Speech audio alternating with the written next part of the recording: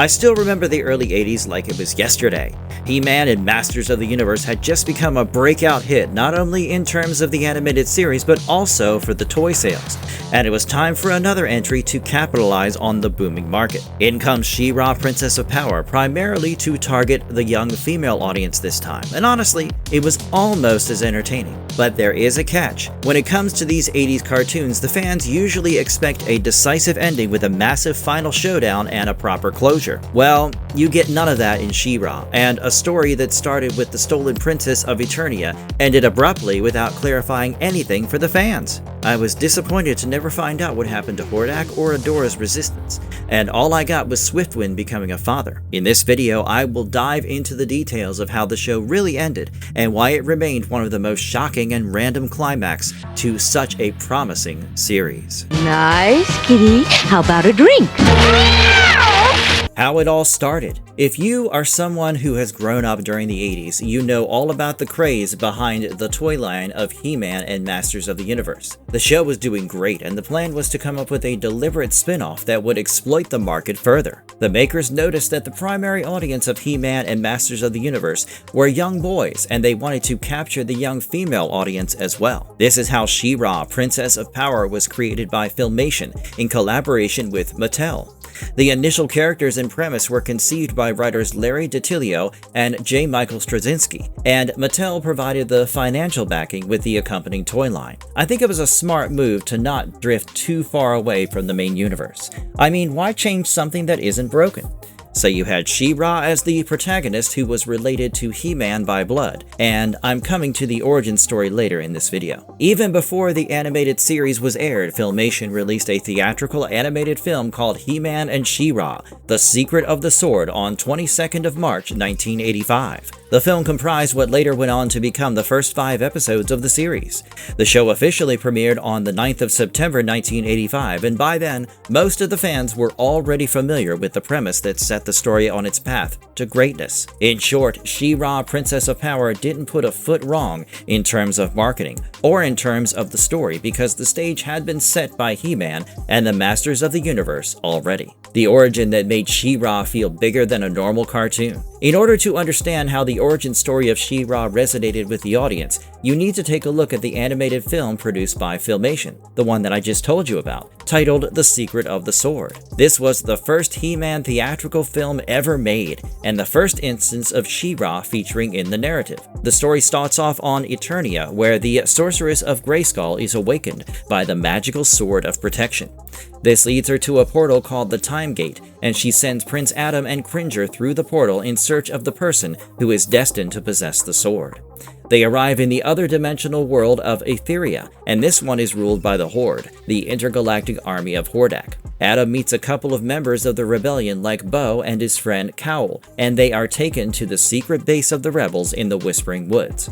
Adam and Cringer then lead an attack on the retreating Horde forces led by Captain Adora, and they attack as He-Man and Battle-Cat. However, during the confrontation, the sword glows in Adora's presence, and they understand that she is the one destined to carry it. But I love the twist here, as He-Man gets captured and Adora questions her at the Horde's prison complex. She is a completely brainwashed individual who believes that the Horde are benevolent rulers and the rebellion is evil. Adora has no idea about how the life is like outside their base, and He-Man dares her to see what life on Etheria is like. Meanwhile, other members of the rebellion intervene, as Adora witnesses the cruelties that citizens endure at the hands of the Horde.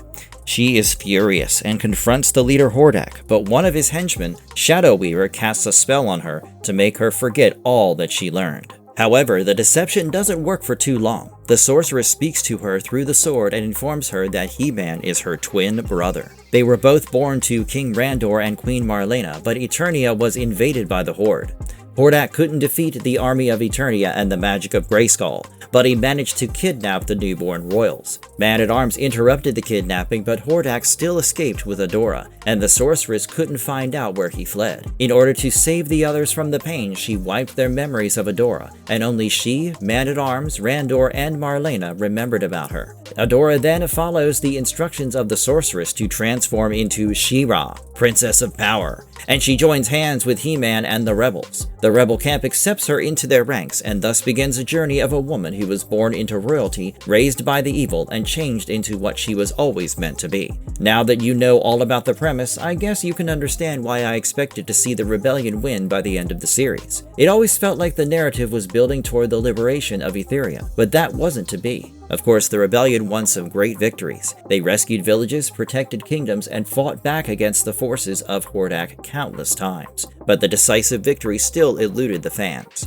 The least the makers could do was give us an episode dedicated to the downfall of Hordak. What happens in the actual final episode of She-Ra, Princess of Power? This is the big problem that I have with the closure offered by the 80s series, because the final episode didn't feel like a final episode at all. It is titled Swifty's Baby, and it is just another story that in no way connects all the loose ends. See it for yourself. So the episode begins with She-Ra and her horse Swiftwind patrolling the skies on the lookout for the evil horde. Swiftwind tells her that he has a surprise for her, but the surprise has to wait because She-Ra spots a horde patrol at a distance and wants to take a closer look to see what they are up to. Well, it just turns out to be regular business for the horde patrol, attacking an innocent village led by Catra and the robot forces of Hordak. With She-Ra interfering, it is hardly much of a fight because the robots are defeated almost instantly. Catra turns into her beastly giant cat avatar, but She-Ra uses water against the feline, immobilizing it because cats hate water. Catra is forced to retreat with this failure, much to the disappointment of Hordak.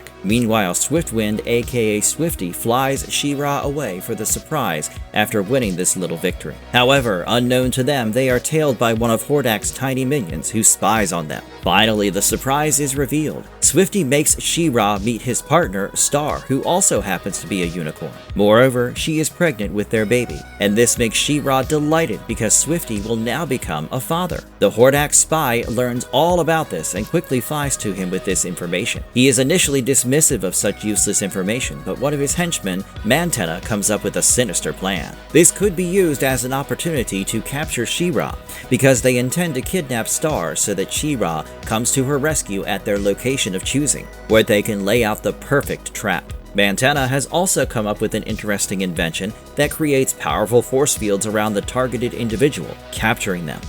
Even She-Ra wouldn't be powerful enough to break out of this.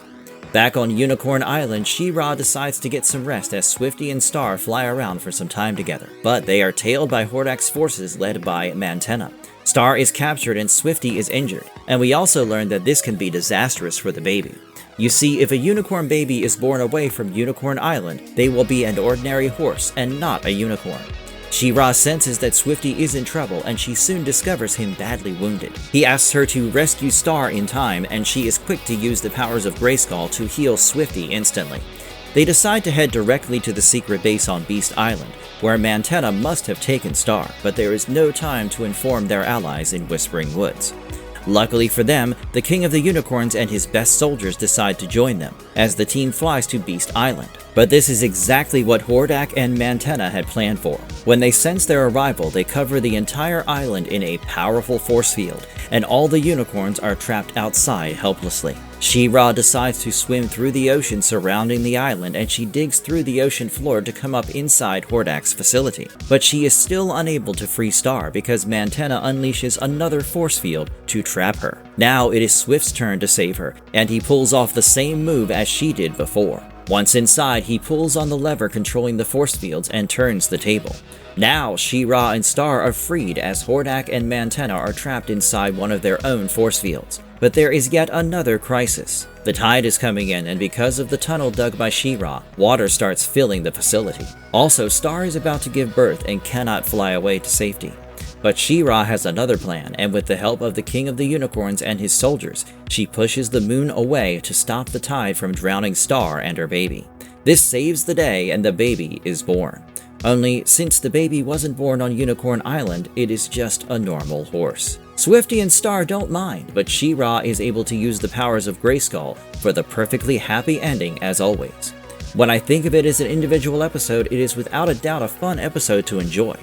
I mean, it has all the ingredients of a perfect She-Ra episode, where there is a crisis, and then it is resolved with everyone happy. But the problem is that this is how the show ends for us. There is no closure whatsoever, and the open-ended narrative hurts more because it is not a planned one.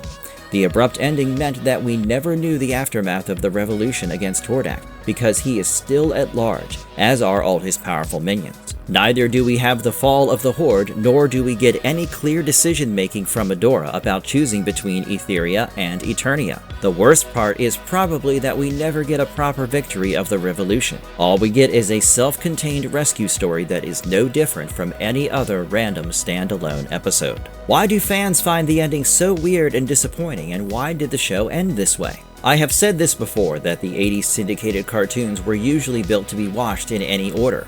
They were designed around continuing adventures, toy sales, and moral lessons, and a modern serialized finale was not really in the scheme of things. That being said, we have seen a proper closure in some of the most popular cartoons during the time, and I expected the same for She-Ra, Princess of Power. Instead, the show just ended like the fight will continue next week, and it never did. I mean, I've already told you about the random story of the final episode, so you could understand what I'm trying to say here. As you could imagine, the fans were extremely disappointed that the show ended this way, but there were some genuine reasons behind this. The first thing that you need to understand here is that She-Ra was created primarily as a promotional tool designed for toy sales. This was no different from many other toy-driven animated series production, and the life cycle of the show was tied directly to the sales figures. So once the toys stopped selling, Mattel had no reason to continue funding the show. During the time, the animation studio Filmation was also facing its own financial difficulties, and it shifted its limited resources toward newer shows like Brave Star. What's worse, a legal issue between Filmation, Mattel, and later DreamWorks prevented She-Ra from crossing over with He-Man in future animated shows for many years. We weren't just deprived of a proper ending back then, but we never got it till date. What happened to She-Ra and the rest of the team, and where are they now? The show might have ended randomly without a proper closure, but what about the cast? The series had a promising cast of voice actors, and let us see what their careers looked like following the show. The protagonist, Princess Adora, or She-Ra, was voiced by Melanie Britt, and she continued working in voice acting and television even though She-Ra remained her signature role. Later, she voiced Gran Gran, also known as Kana, in Avatar: The Last Airbender, which is another significant animated credit to her name. Of course, she continued to be a hit at conventions and fan events, and she is closely associated with the legacy of the OG 80s series. Next up, we have George DiCenzo, who voiced Hordak, and he was such a versatile voice actor that he voiced both heroic characters like Bo and villains like Hordak. His career continued after the show, and many might remember him as Sam Baines in Back to the Future.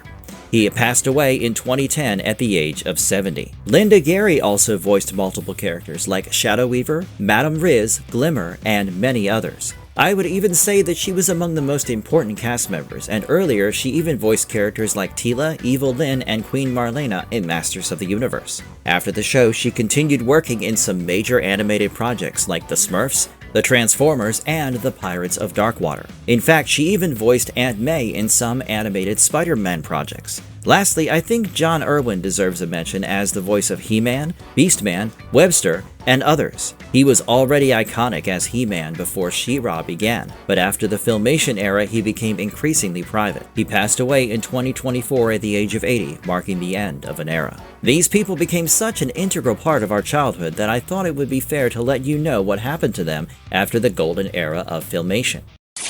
What came after?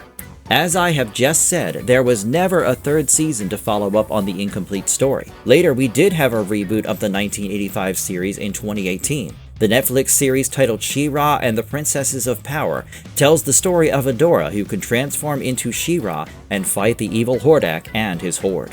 This animated series enjoyed an extensive run across 5 seasons, and it was also aired on Disney Channel and DreamWorks Channel across the world. Only this was a different continuity altogether, and not the ending of the 1985 show by any means. Well, at least the Netflix series gave us a more serialized and emotionally complete ending to mask the scars of the earlier abrupt ending. I would love to say that the Masters of the Universe franchise is up and running because I loved the new live-action film as well. But the box office results tell another story, and I am genuinely worried if the makers will invest the big bucks to continue the stories of He-Man or She-Ra in the future. Maybe we can get one-off animated show runs, but a big project seems out of bounds for now until the public response changes. As a fan, I just hope that the overwhelming hit happens soon enough because the stories of He-Man and She-Ra deserve to be explored further for the new generation. Let me know in the comments below what you think of the abrupt ending of She-Ra, Princess of Power, and also share your thoughts on the future of the franchise.